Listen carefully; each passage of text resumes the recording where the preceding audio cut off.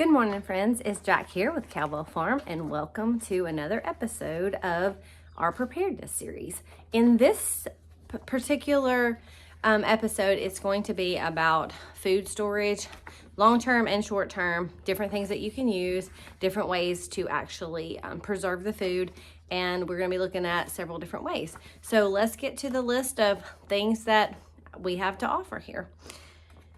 Number one, grains and carbohydrates usually last between 25 and 30 years on the shelf life. That is white rice. Brown rice, do not store long. It's got a couple of years, but it goes rancid faster than rice. So I'm going to show you a few of the things that we have that I that I keep in my stocked pantry just for these reasons. I'm going to set my paper down. So we have this container, and this is basmati rice. You can use jasmine rice, any kind of white rice. I try to stick with the non-enriched organic kinds of rice. So this is an organic basmati. I also have organic jasmine rice and things like that, and they last a really, really long time, and they're fairly inexpensive. I think it equals out to be about right at $1 a pound or a little over $1 a pound. So you can actually go get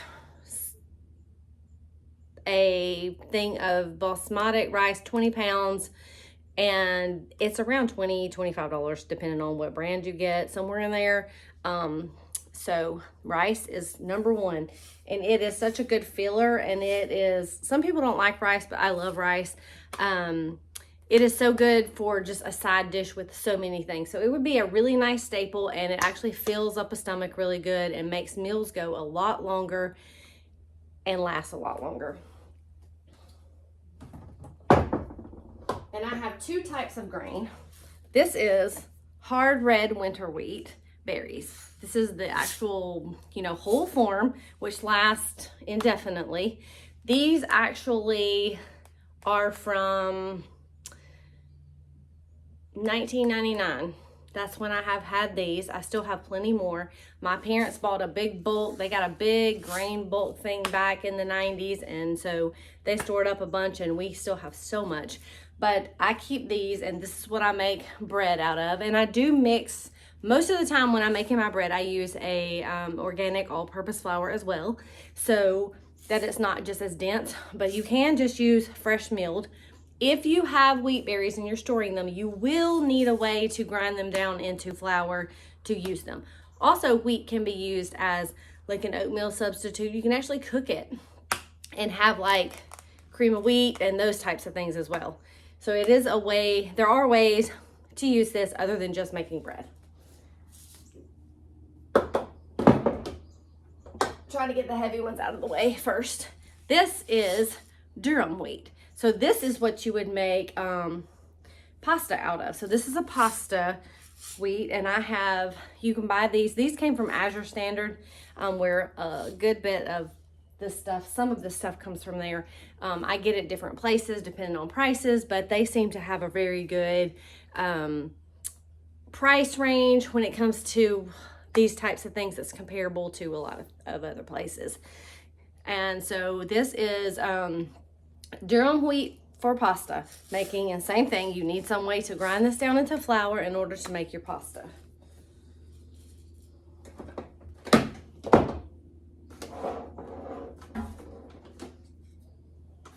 I have two types of oats. I have rolled oats and I have steel cut oats. And the rolled oats came from Azure Standard, and you can buy them in bulk, and then you can store them in Mylar bags and in buckets as well. But I buy them in 50-pound bags of organic rolled oats, not rolled wheat.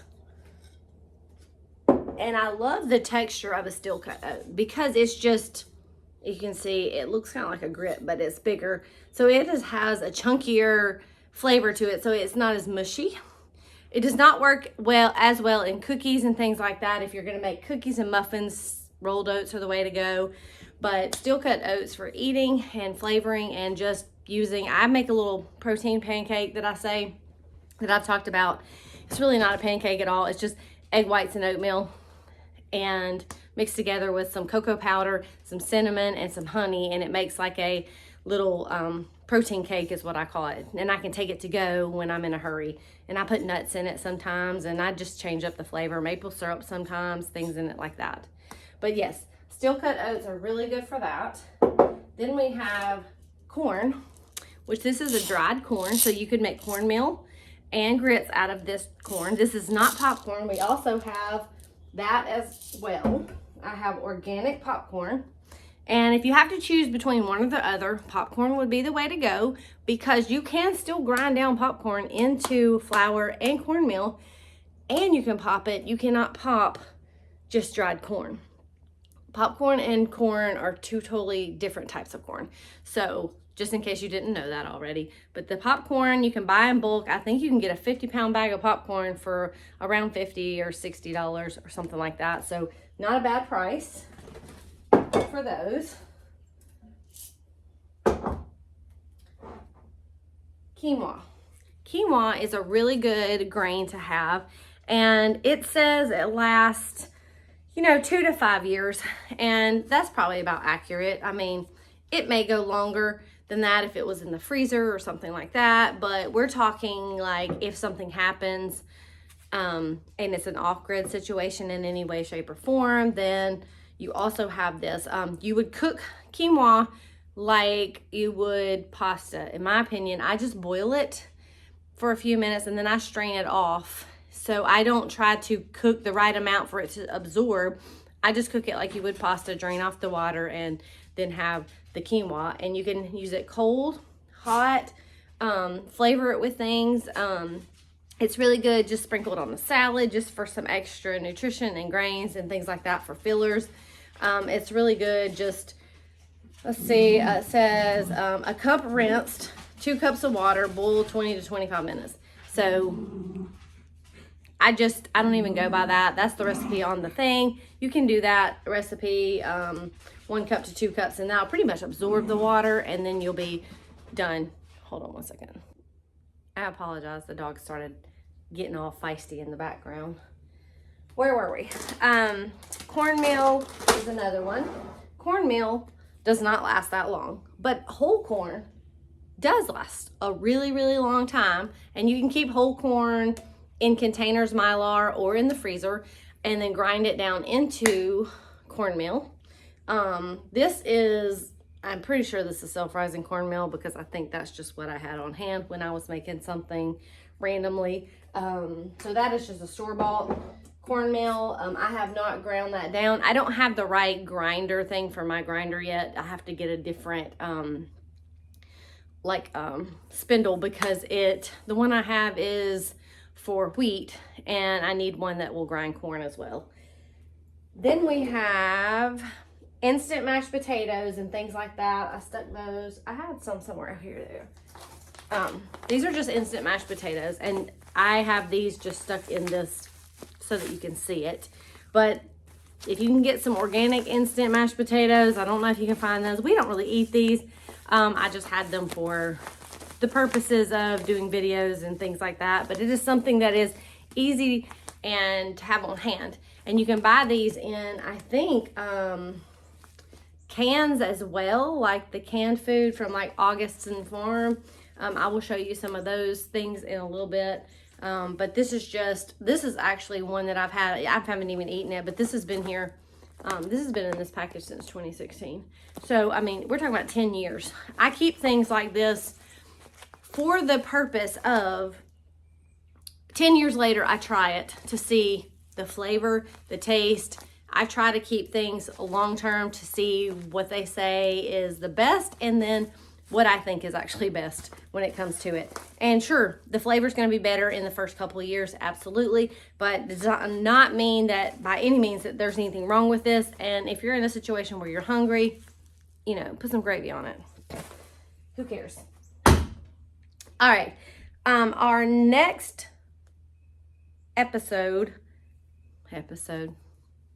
our next category it's going to be beans, and they're 10 to 30 years depending on how they're stored. If you leave them in the bags that they're in, when they come from the store, the little clear bags, and you just load them into something, you're gonna get a good 3 to 5 years, or maybe more. They just get like tougher the longer they go. But some beans that I put away, oh my gosh, I can't even remember when I actually put them away. But some ways to do that is to put them into jars. I don't do this a lot because this takes up a whole lot of space. And as you see, I did not put a date on these. And I know these have been in there for at least 5 years in these jars. But these jars are vacuum sealed shut. And this one is not, because I actually use beans out of here to cook with. So this one just has a lid on it. And as I use them, I just pull them out and, you know, put the lid on them. Or if I got them in Mylar, I dump them into these jars because it does make it a lot easier to use them. So we have black beans and split peas. I also have lentils. Lentils is a really good fast cook because lentils don't take days and hours. You can boil some lentils in 15 or 20 minutes. So that makes that a very good substitute with some carbs and things to add to a meal, such as rice and things like that. So lentils cook up really fast. They don't take hours and hours and hours. It's actually better if they're cooked within 20 to 30 minutes, and that way they don't get too mushy. If you're going to put it in a soup, I would recommend, if you're going to actually cook your soup for hours, like simmer it for a while, that you just add these in and not like soak these and add them later. Just add them in when you're starting your soup onto the boil or whatever, so that they don't turn into just mash. Another way to store beans is to actually can them. Like these were dried pinto beans. You can get a 20-pound bag of pinto beans for like nothing, like $10 or $12 for like 20 pounds of beans. And then I just took these are Mexican pinto beans. So what I did was take some spices and add it to it, so that when we have taco nights and things like that, I can just pull this out, put it in the food processor, or smash it up and put some cheese in it and have refried beans or something like that, or just to go on your tacos and burritos, and just have a way to do that. So just canning dry beans. There is recipes on YouTube for canning dry beans, and maybe I'll get to that to get one up. I don't know that I have one. I'll have to go back and look. I don't even know if I've done one on that, but that might be something that I have put out. If I did, I'll link it below. If not, then I will just make one later. Kidney beans, chickpeas, split peas, soybeans, which I don't eat. They all have like really long shelf lives. And if you're wondering why I'm looking down, I'm looking at my paper that's on the ground so I don't miss. Store in Mylar bags with oxygen absorbers, 5-gallon buckets. In 5-gallon buckets, in the Mylar, what I do is I take mine and put them into like smaller bags, so that I don't have like a huge bucket that I'm opening of beans. I just put like 1 cup or 2 cups or 3 cups or however pounds of beans that you want at a time. You can have them individually done, and that will help a lot. These are just a few things of Mylar that I have. This is some soft white wheat berries that I put up in 2020.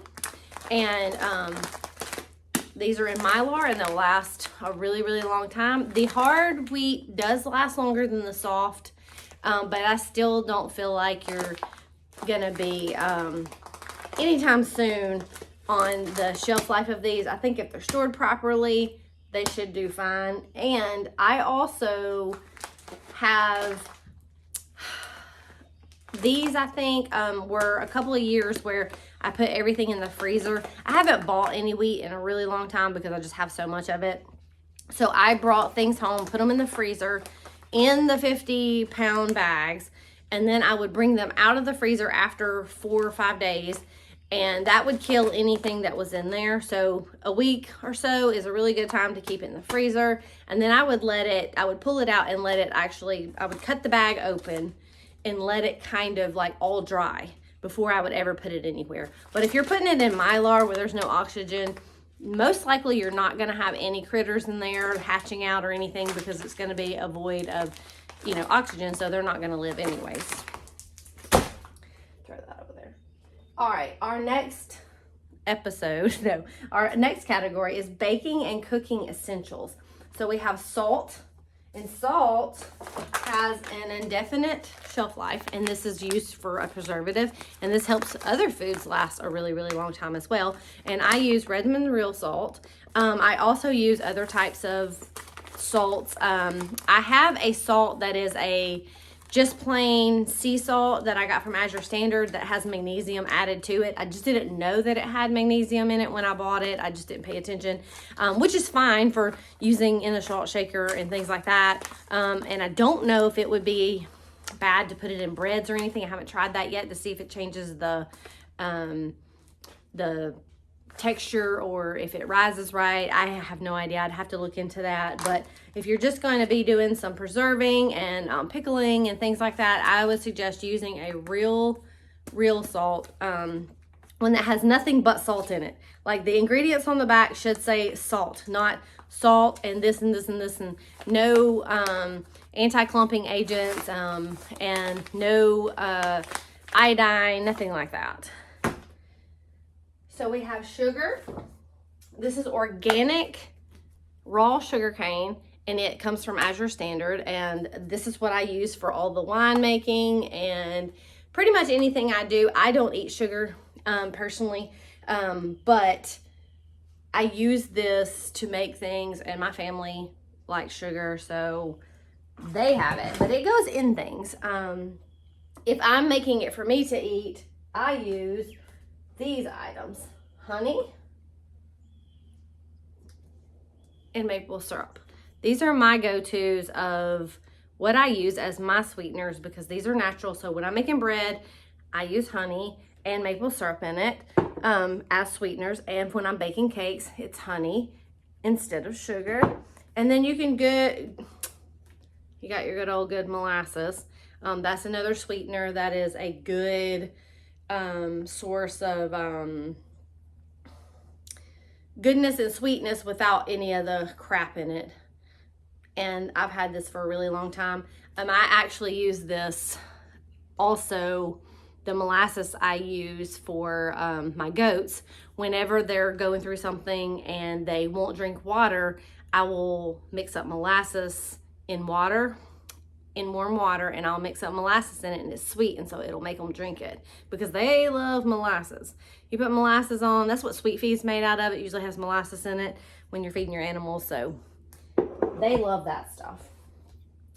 We have baking powder and baking soda. Baking soda has a forever shelf life. There are better brands than this, but this just has sodium bicarbonate, nothing else in it.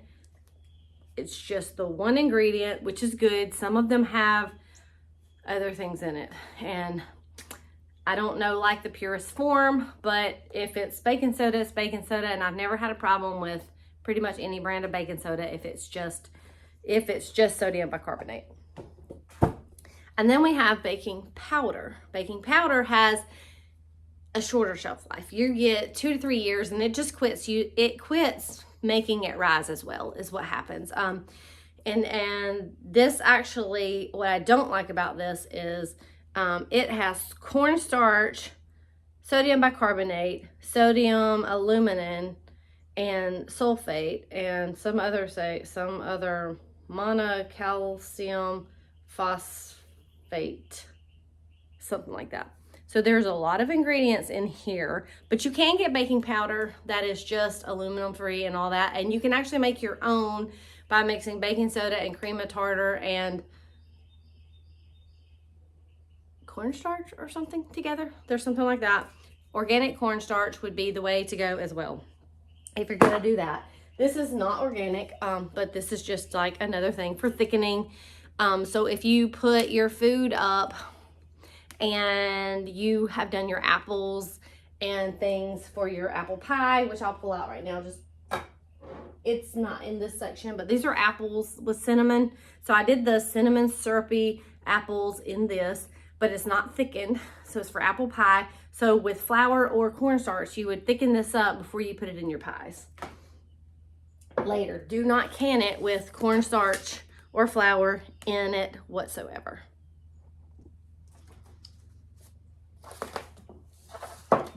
Yeast is another thing that you need. I don't have any out here. Mine's in the freezer. I will go grab it real quick.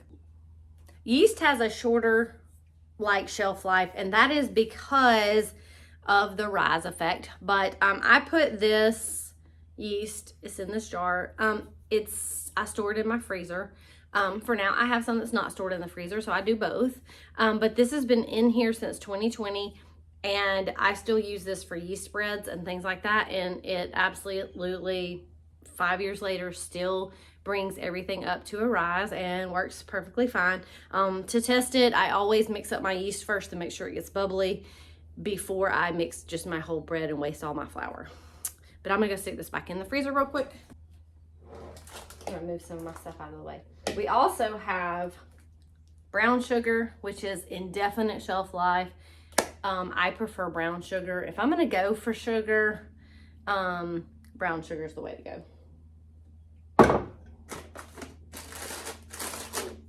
And then we already covered the honey and maple syrup. We also have cocoa powder.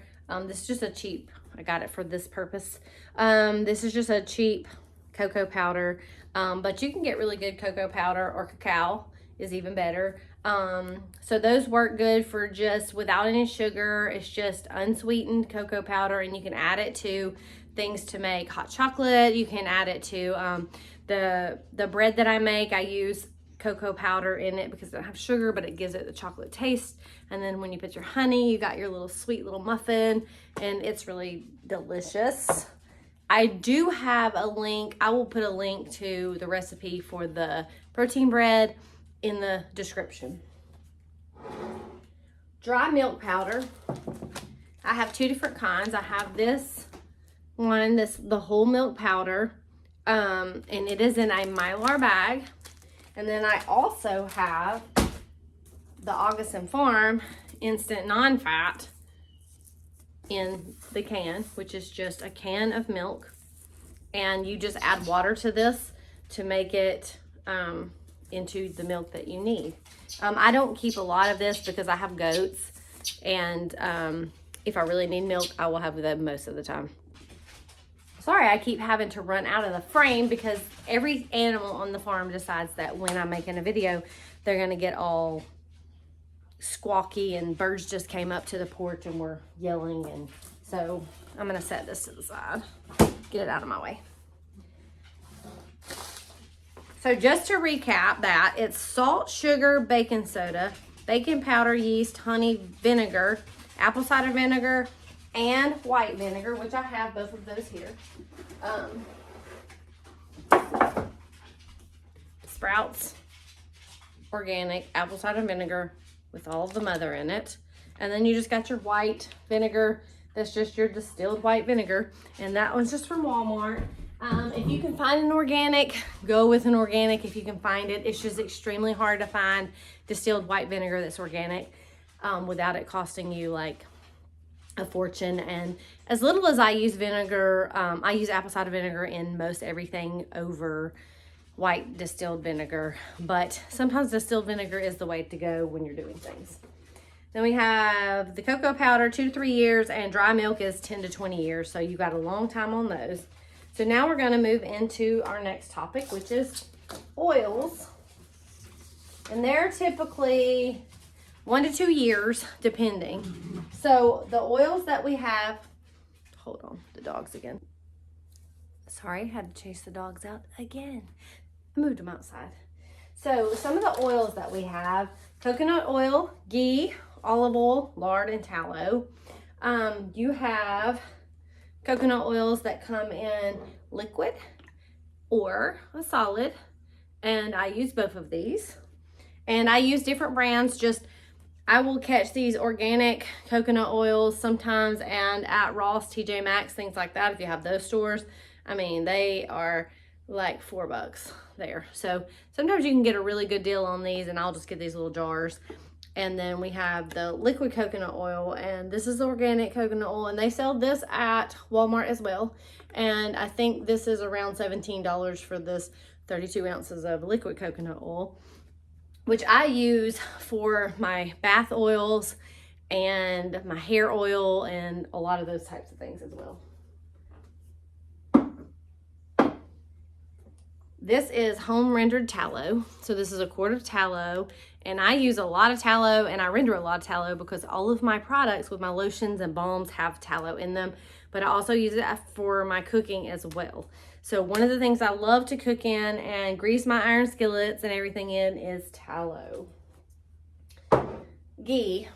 This is derived from butter. This is a butter that has been rendered down to not have dairy in it. So I removed all the milk solids and canned these up, which is just vacuum sealed because it's shelf stable for a really long time. This one was from 2021, and I've already used so many of these because I got a good deal on some butter, and so I just canned a lot of butter up, rendered it, and then canned it up. Another fat that people mistakenly don't use enough of, and I make my own mayonnaise, but mayo, you can use it as a substitute for your fats as well because it's pretty much all oil and eggs. I would suggest you making your own if you can. I'm going to do a video probably next week on making your own mayonnaise and a few other little things, some this and that videos through the week. I might do some short ones. But this is really good. Like when I make my biscuits, I use my homemade, but I do like 2 cups of flour, and then I put my salt and baking powder in there. And then I use 3 tablespoons of mayonnaise, and I use a cup of milk, a little bit more, whatever, to make my biscuits. And that's all the ingredients that I put in my biscuits, and then cook them in iron skillets and let them rise. I don't roll them out. I just spoon biscuit because it's just way easier that way. And a lot of people roll them out and make actually perfectly shaped biscuits with layers. Usually in a hurry, so I just spoon it in there. But this works really good for something to have on hand too. If you can get some organic mayonnaise without all the crap in it, let me know if you know a good source. But I make it just doesn't last that long, so you can only use it for about 3 days if you make your own because it's got raw eggs in it. And if you have a squeamish about raw eggs, then don't use it. But I don't because they come from my chicken coop. Avocado oil is a really good oil. I love avocado oil, and this is what I use to make my mayo out of is avocado oil because it has a very light taste to it, and it just is better quality in my opinion for the taste. Olive oil is okay. It's just I can just taste the olive oil because it's a lot stronger of an oil. And to me, I would rather not taste just like I'm eating olive oil. So avocado oil is really good. I like this 100% pure avocado oil from Chosen Foods, but there are organic brands. This is just a non-GMO'd version, and this was gifted to me from a sweet friend. So this is what I've been using. And then I don't have any olive oil because I'm actually completely out of olive oil right now because I use olive oil in all of my beauty products as well. I cannot use avocado oil because more people are allergic to avocado oil, so I have to stick with the olive oil. This says clarified butter is shelf stable for 5 years, which means it's probably a lot longer than that. Coconut oil is 2 years or longer. It's actually a long-standing oil. Olive oil is 1 to 2 years, and then it starts getting just bad tasting oil. It's not going to kill you, but it just gets bad. Lard and tallow is 1 year plus if it's stored correctly. So it just gets old as well. So we use it so fast that there's just no reason why it should ever go rancid. Now we're going to move to freeze-dried and dehydrated foods, and those last anywhere from 20 to 30 years when stored properly. I have a few things here that I have. I do not have a freeze dryer, but I'm going to pull out some things that I dehydrated and some things that, let me pull them to the forefront. Things that are already, okay, these are probably freeze-dried or dehydrated. And these are already packaged soups with the beans, the vegetables, everything's in here. You just need to add like your broth and things like that. And these actually, you can catch these on the shelves too at like TJ Maxx, Home Goods, things like that. And they end up, I mean, these were about $3.99 for these. So that's a whole meal. And once you add meat to this or whatever, and this swells up, you can feed a lot of people for $4. So those are really good ideas, in my opinion, to have. Here's a couple of more. And these are just things I've picked up from time to time. And they average about $3.99. But these are things that are just good to have on the shelf in case you need a quick, I just need to throw this together. I'm going to throw some soup in there. Know that these do have to, like, they're dry beans in here. So they will have to cook for a while. So it's not instant, but it is all in one, pretty much everything you need, all your beans and everything. And then a lot of these have, I don't know if this one does, but that one has the spices already in it, and this one does not, so you just add whatever you want to it. This is bell pepper powder. So this is actually vacuum sealed into a jar, and this is just a ground up bell pepper to add flavor to soups and everything else. We have whole bell peppers that are dehydrated. These are just cut up, diced, and then put in a dehydrator. And these are just mixed from the garden. In my last video, I did talk about ground beef. This is ground beef that has been dehydrated, cooked, drained, and then dehydrated into beef rocks, which can be reconstituted, but will last a really long time on the shelf without freezer space. These are mushrooms that I dehydrated a long time ago, and they just reconstitute like anything else. Just throw them into your soups and everything, and they will reconstitute as well. And then I have some apples that I dried, and these can be stored in Mylar or jars like this, and they're good indefinitely. Really, like, they may get old tasting after a while, but if they're sealed properly and no oxygen can get in there, they should be good for a really long time. This is one of my practices, or the one that I taste. This one's been in here since 2021. So I try to go about 5 years and taste one, 7 years, taste one. So I keep little batches of them just for the practice of knowing, does this still taste good this far out? And so I've been doing this a long time. So I've got some under my belt of things that I've tried. I had tea bags that I put up, which is going to be in one of our other things coming up. But I've had tea bags that I put in Mylar bags and sealed up in 2019. And I took those out and made tea, and you couldn't tell the difference in that I just bought a brand new thing of tea. So there's those. Powdered butter. I have several of these just on the shelf just for the heck of it, because you never know when you might need some flavor. If something happened, God forbid, but when disasters happen, flavored food will be better than just plain Jane food. So butter powder is something that I have on hand, as well as I keep tomato powder because, again, flavor. Tomato, using broth and tomatoes and making tomato soup out of something, like, it will make rice taste like Mexican rice. You can throw this in there with some peppers and make a fried rice, Mexican fried rice. And yeah, so these are actually, they're really dusty because they've been in the top of my closet. These are really great to have just for backups on flavor. I am also a big spice person. So making your spices, putting them up, keeping them so that you don't have bland food. Spices are really, really important, and they may clump together some, but these dried spices shouldn't clump that bad. And this one is just like a Greek seasoning. So you can buy in bulk, and then these are just vacuum sealed into cans. And the reason I like the jars is because mice cannot and bugs cannot get in these. They can, however, chew a hole in Mylar and get in there. Doesn't mean you shouldn't use it. I use Mylar as well. I just put them into 5-gallon buckets if I store them on the shelf, because that way they can't be chewed up or anything like that, because they would have to eat through an entire 5-gallon bucket to get there. Let me set these out of the way. So we covered spices, cheese, powdered cheese, if you like that kind of thing. I'm not sure where you can find organic powdered cheese, but those are some good things to have for flavor.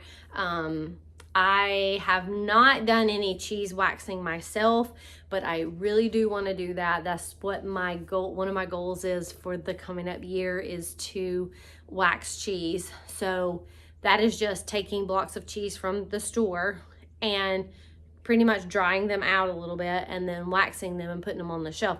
You always want to start with a mild cheddar, because the longer it sits, it's going to age. So it will actually get stronger with time. So that's something I want to look into doing. I've watched plenty of videos on it and I like the idea of it. It's just, to me, I'm a little scared to do it. You know, and I'm a risk taker on some things, but it just kind of scares me a little bit. But I'm pretty sure that I would know that if the cheese is bad. Purchased from companies like Augustin Farms, which I have, Mountain House, Thrive Life for prepackaged options. There are 4 Patriots that have prepackaged meals and everything. They actually sell big kits that have like lots of stuff already in them. I find that it is cheaper for me to put it up myself than it is for me to buy the prepackaged stuff already, because it's quite expensive, and it's more expensive now than it was prior to 2020. All right, let's jump into canned meats and canned goods. It says 10 plus years. So 5 to 10 years if stored properly.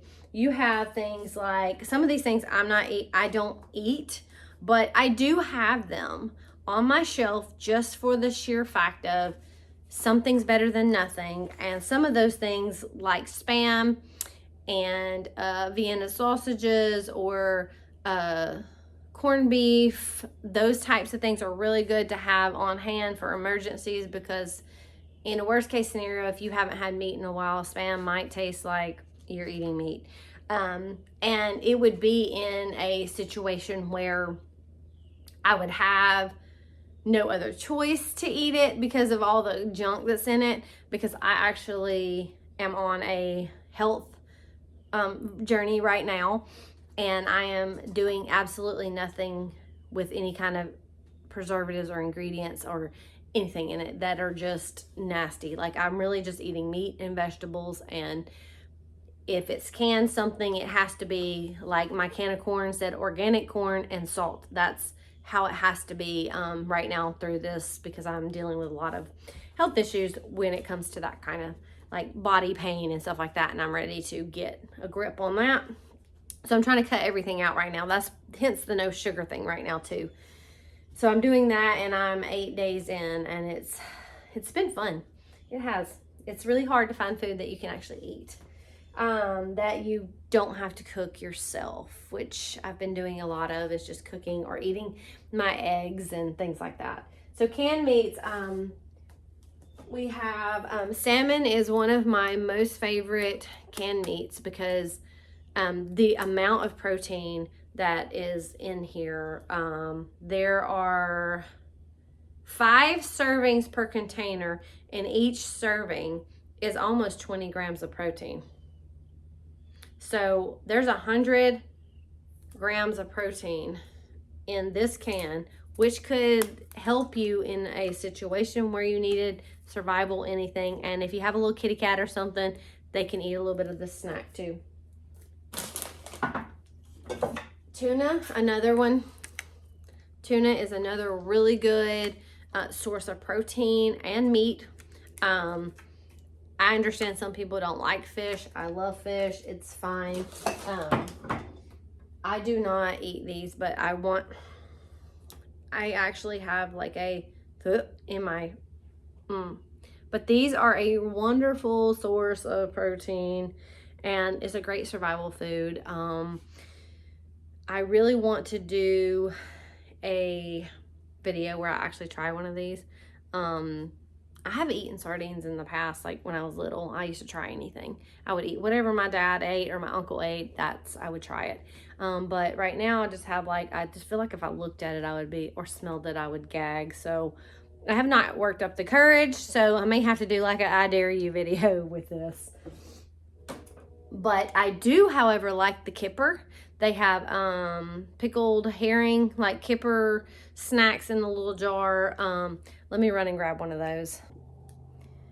So this is the kipper snack. And these are fairly inexpensive, and you can actually buy them like this, or you can buy them in bulk on Amazon. This one is I thought it might actually be good, but it was in like a mustard sauce. And I totally did not like this at all.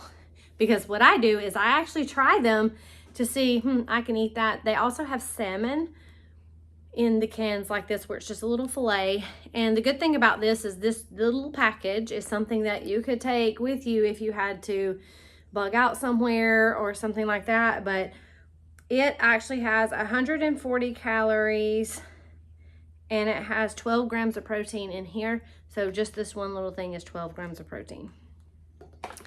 This one I actually wrote on the box back there, not my favorite, maybe use it for pet food. That's what I put on there. And this one's 100 calories and 7 grams of protein per serving, and this has 3 servings. So that's got a little bit more to it. You can tell that there's a little bit more of a thickness to that one. But then they just also stack really well, and you can just set them on your shelf.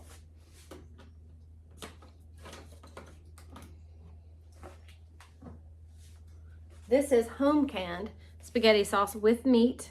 So this is already a meat sauce ready to go. Just heat it up and it's ready to go. That's another way to do things. I have chili like this. I do all different kinds of soups, vegetable soups. But this time of year, the spaghetti and chili come in really handy when you are kind of like out of time and you just really want to throw something together, and you can just whip up some pasta real quick and just heat this up and pour it on it, and you're done in like 15 minutes. You've got spaghetti instead of waiting to cook it all down and everything for hours.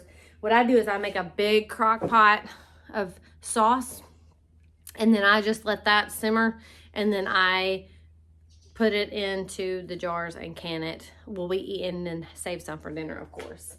Or if we eat it for a day or so, when I see it's not going to get eaten, then I just throw it in some cans. And, you know, I don't know why it's called canning when it's jars, but jarring, canning, whatever you want to call it.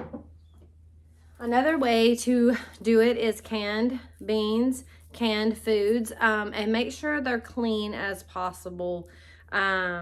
This is organic black beans, water, and sea salt. That's all that's in here. Good ingredients. Don't have a problem with this. This will last, you know, it says best by 2028, and I guarantee you that in 35 it'll still be fine. This is the chili, and this is made with deer meat. This is deer chili. Deer chili from 2024. I made a batch of chili up, and these are nice just to open up and dump into a little pan. This is the vegetable soup that I just made, and it has all types of veggies and kales. I put kale and things in here just for the extra nutrients that gives.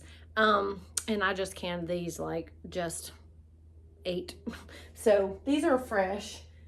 I do have canned soup that are on the shelf still from a really long time ago, and I will show you like a little glimpse of the can shelf at some point during this video. At the end, I'll show you that type of thing.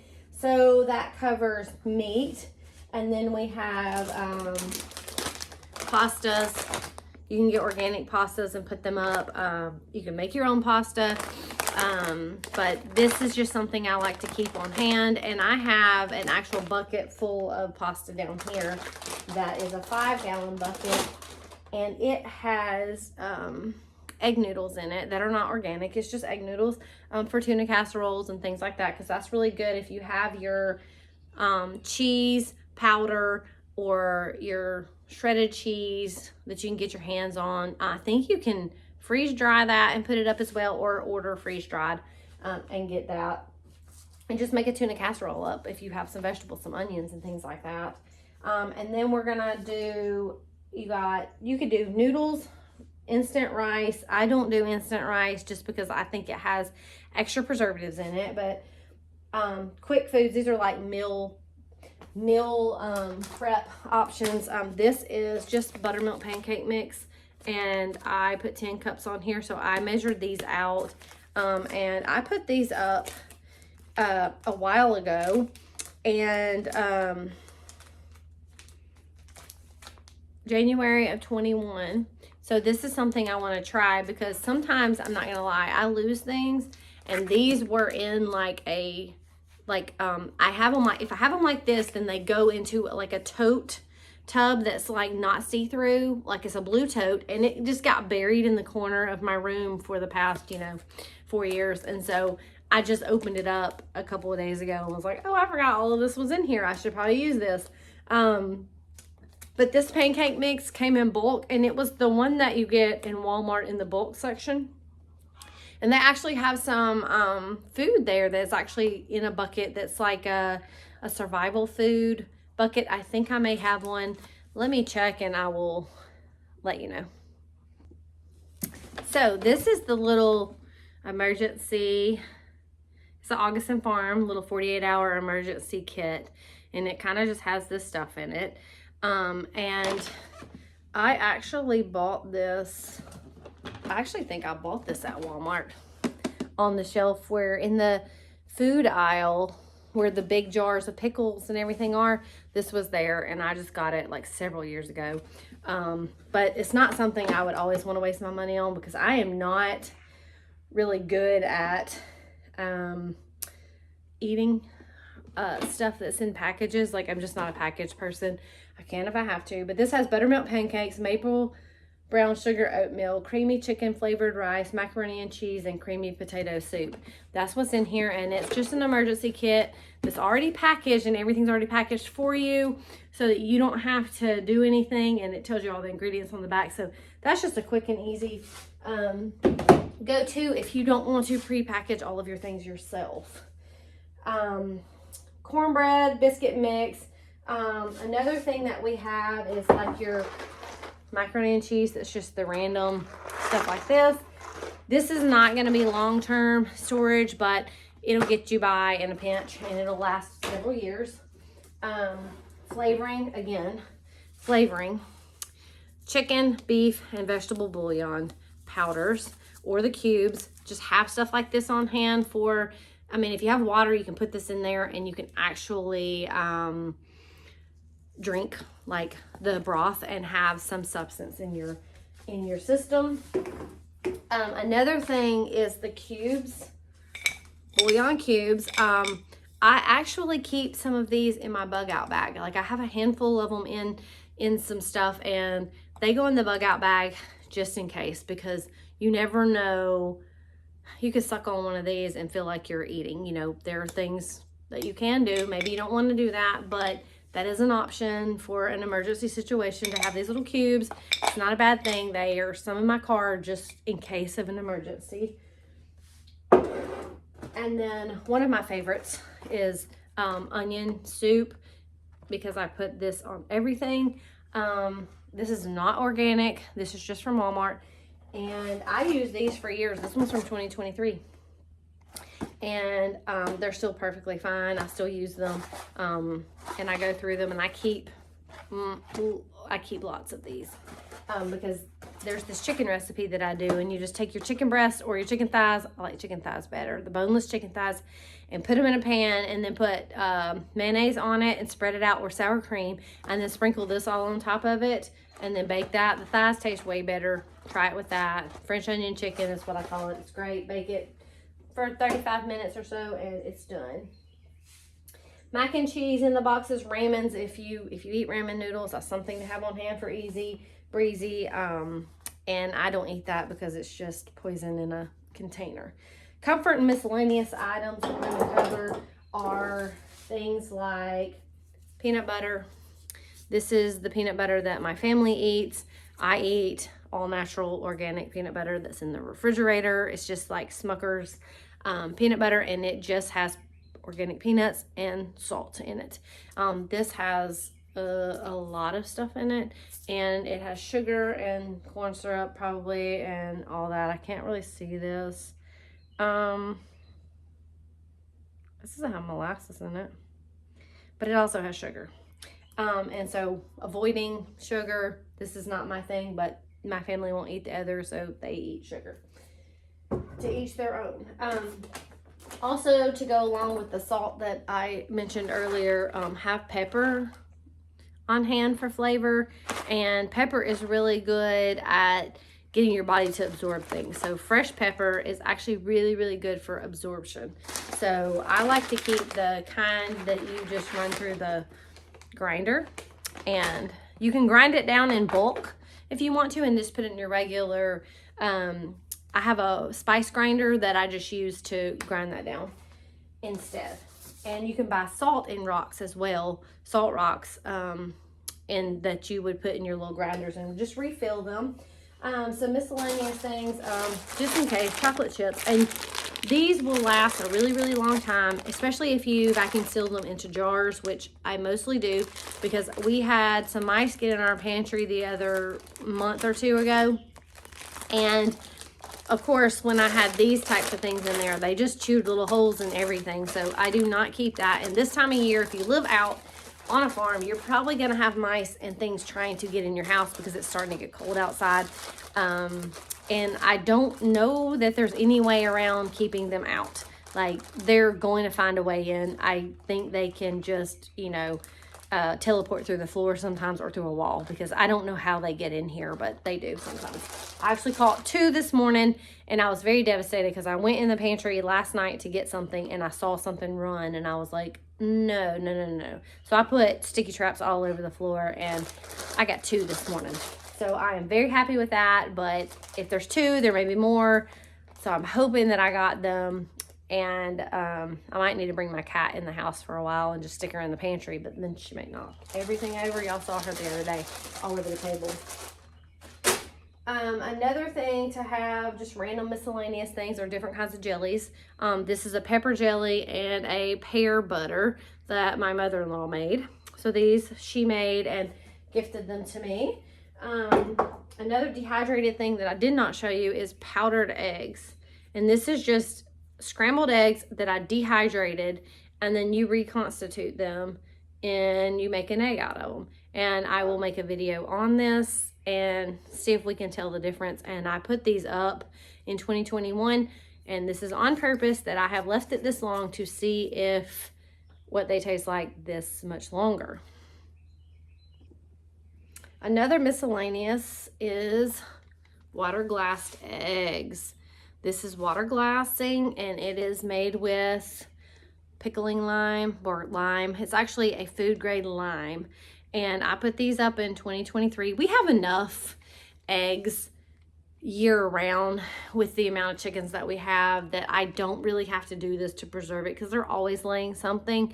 But I did this as an experiment, and I am not gonna lie, I am terrified to even open this and eat one.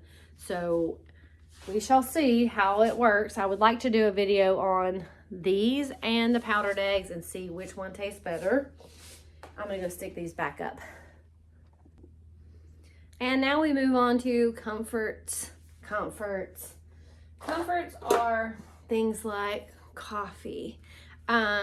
Freeze-dried coffee lasts a whole lot longer, but if you put regular coffee up correctly, whole beans are the best way to preserve them. The ground coffee has already been ground, and it's already, you know, been there for a while, so that's not 100%. Like, the freshest way you can get it is beans, and putting those up, or roasting your own beans if you have the means to do that. Also, different types of teas. This is a mullein tea that I actually have on my farm. And then we have different types of teas just for comfort. And then, of course, things like, if you have children, little Swiss Miss, little snacks, things like this, like, will be really great to have on hand. Hard candy. Peanut butter powder is another thing. I cannot stand peanut butter powder. I'd rather have no peanut butter if it was peanut butter powder, but some people love peanut butter powder. That will be stored really long term. Condiment packets, so like keeping your little packets from Taco Bell and your ketchup packets and things like that are really good. Just throw them in a big thing. Most of y'all probably already do that and have a whole thing full of condiments. And hard candies are really good because they last indefinitely. Like, they will get chewy, but peppermints and butterscotches and things like that, just as a precautionary backup of, hey, I'm struggling, today's not good, I need a piece of candy, you know, kind of thing. And it may boost your mood and things like that. Another thing that I did not put on there was also confectionery sugar is indefinite shelf life. To me, get a good brand that tastes good, because some brands don't taste as good as others already, and they just kind of taste old, or you can make your own. And I almost forgot this little nugget back in the back is the white wine vinegars is another type of vinegar you can keep on hand to make salad dressings and things like that if you're growing your own salad making stuff in your garden. I hope you had a garden. If you don't, this is the year to do it. You can get a green stalk. I actually have a friend referral link that you can get $10 off or 10% off or something like, I think it's $10 off if you spend $75 or more, that you can get a one-time discount on that. And I also want to show you now some types of storage.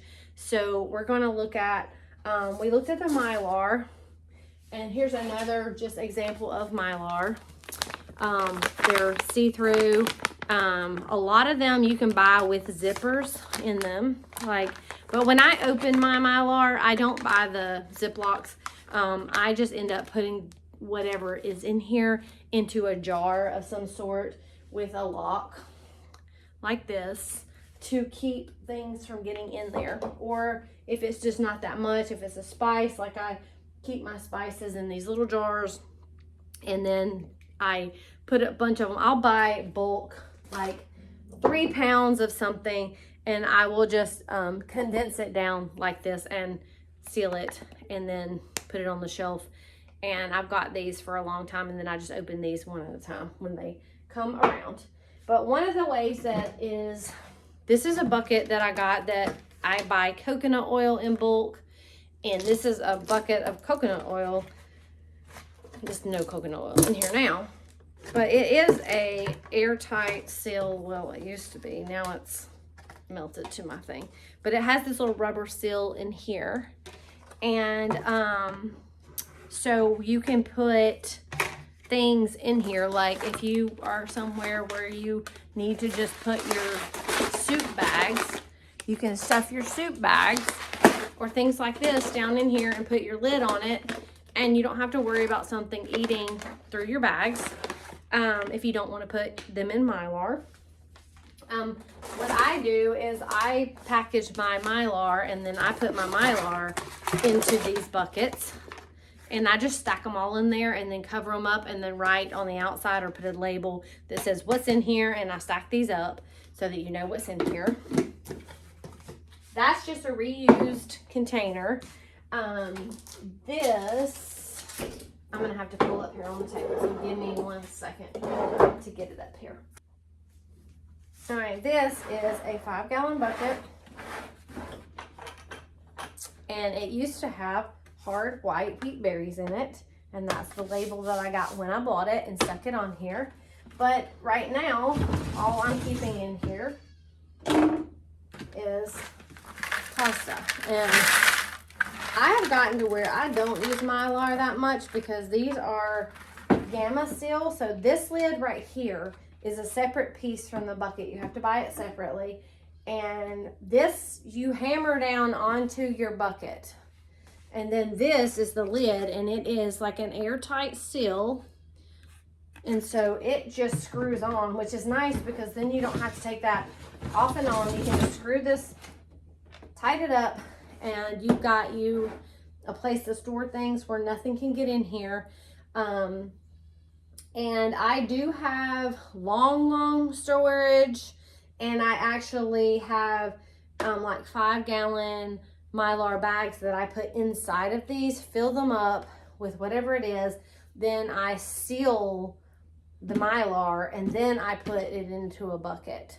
Then I have extra lids that if I'm using the bucket, some of my buckets do not have Gamma lids on them, but that's just for storage. And then when I open those up, I will store something else in those long term, and I will put a Gamma lid on some of them, and then I just reuse these Gamma. You can't take these off, but you can reuse the bucket over and over and over for whatever after the contents in it is gone.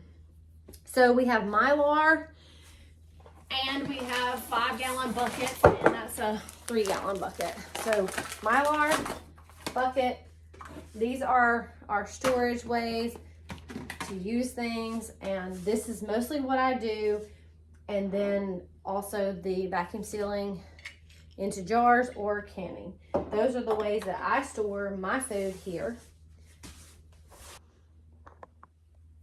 So now I'm going to take you into the pantry and just show you the little shelf that I have with all of my canned foods that I use every year. Like, so I can food and put it up, and then I use those foods throughout the year. So let's take a look at that. So this is where I keep all of my pantry supplies and all of my things that I need. My canning stuff is all in this room. And I built these shelves a few years ago, and I have loved them so much. And they have been awesome. But I just have canned foods here from several years. There's vanilla. There are more lentils and beans stored to the side. There are still things in Mylar over here. These are actually Mylar, but they're coated on the outside. So there's just random things stuck in here.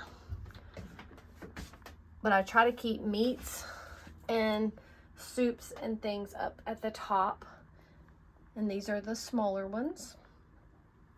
And then I have green beans over on this side, and salsas and stuff to the left there.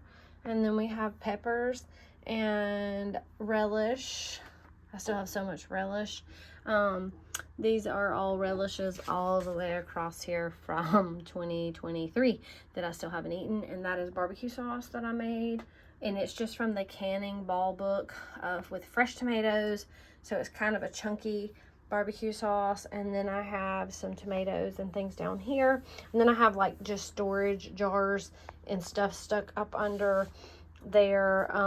That's kombucha that's brewing to make the starter, and then I give those things away or sell those to people. And then I have the stack of stuff that's just stuff that I actually buy. So there are packets and stuff, and some of these packets I've had for a really long time. I need to go through them again. Some of this stuff I don't eat, but my family eats, and so, you know, we have disagreements about food. But there's that, and then we have this little shelf over here that is tucked in, and it's just a little thin shelf that I tucked in with all the canned foods in it, and it just kind of, I can just stack them in there, and it keeps them flush up against the wall, and it's literally like the size of a pipe thickness, really, just a can deep is all it is. And then we have more storage over here that has things in it that like rice and pastas and things like that that are stored in these buckets, and that's kind of what I keep the things in to keep mice from getting into them. There's some steel cut oats there, another 5-gallon bucket, and I keep my sugar and things like that in those Gamma lid 5-gallon buckets as well.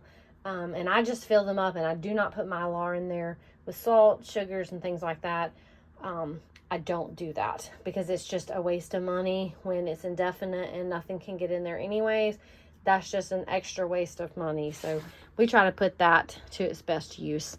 And then I always keep like 1/2-gallon jars and all types of jars. And this is just a little shelf of extra jars. And I know I've said this in a video before, but I am trying to transform this wall into also shelving. So I want to come in here and put little shelves all in here And this is just an inside wall to the bathroom, and I took the paneling off of it, and I'm just going to use these 2x4s to make little shelving and put things on it.